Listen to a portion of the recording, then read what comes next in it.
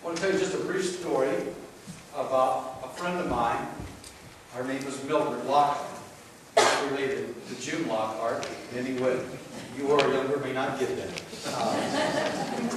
June Lockhart was the mother of Timmy, who was the master of... All right. But Mildred Lockhart, I met her when I was in 7th grade. It's much like Jesus. She made a grand entrance in my life. She had this command, if you will, of faith. It's hard. She wasn't really a good-looking woman. Really. The longer I know, the better looking she gets, by the way. She's now deceased. She was old. She was really old. I think she was probably 40 when I met her. But she seemed to know this God as she was talking to him. She seemed to know the disciples as she described them. And someone in my class said, you know how old she is. She used to date one of the disciples. We believe it. But a grand entrance she made into my life about who Jesus is, who would open her house and love you for who you are. Oh, in the class, spitwads and airplanes made out of paper and be quiet, be quiet. How she put up with us, I'll never know. But a grand entrance into my life to introduce me to who this Jesus is and who Jesus was. And then Jesus introduced me to a God, His Father, my Father, that would bring peace to my life in moments of my turmoil. If I'm normal, and I've been told I'm not, but if I'm normal like you, there's turmoil in our life. There just is.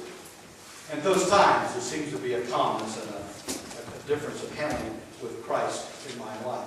For me, all of that came to this grand entrance that Jesus made. That's what I believe He was trying to get across in symbol. He had already said it in words and in symbol. I come in peace because my Father, your Father, loves you and I love you. In a few days, now He didn't say that this day, in a few days, to prove this love, I will die on the cross. For whatever gulf that's between us, that keeps us from loving each other and loving God, I'm going to be symbolically giving my life, that there be no more gulfs between us, that we can love and care for each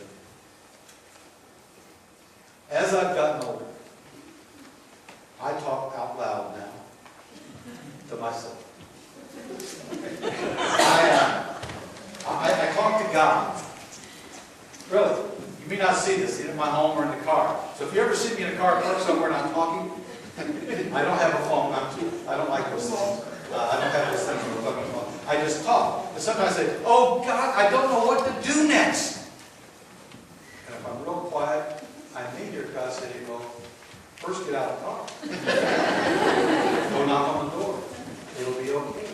Don't be fearful, whatever the question is. What do I do? What do I say? Whatever that may be. God always has an answer. In my own calling, Charles, I really felt like I heard the voice. I want you. It's been, I don't know how many years now, I've tried to share with my brothers that I heard God's voice. They think I'm delusional.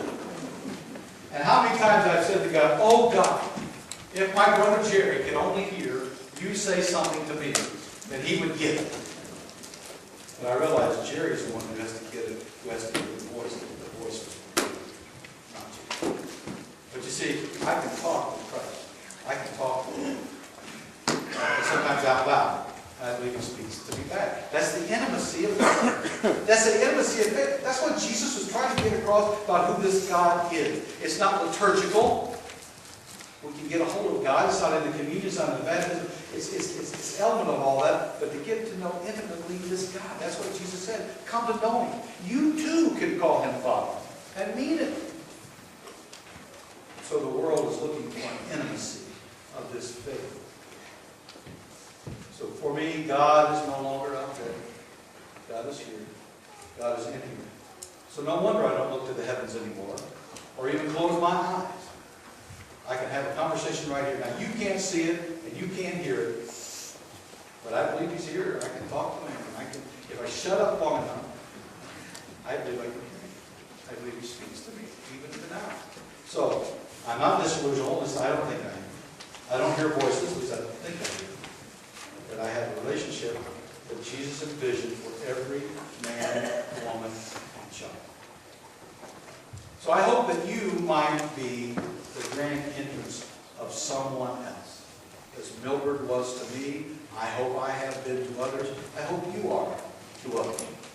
That may introduce them to this loving Christ, to this loving God, unlike we've ever known. Let us pray. Lord, we always pray for strength to do things. But oftentimes we forget that strength comes from the inside. It comes from the brain that makes the decision. It touches the will that actually gets the body moving. It comes from that part of our soul that finally opens the mouth and says the words that make sense. This is what prayer is. Doing, hearing, seeing, reading, speaking words. Some words, no words. And you hear, and you respond, and you come into our midst. Be with us. In the Father, Son, and Holy Spirit. Amen.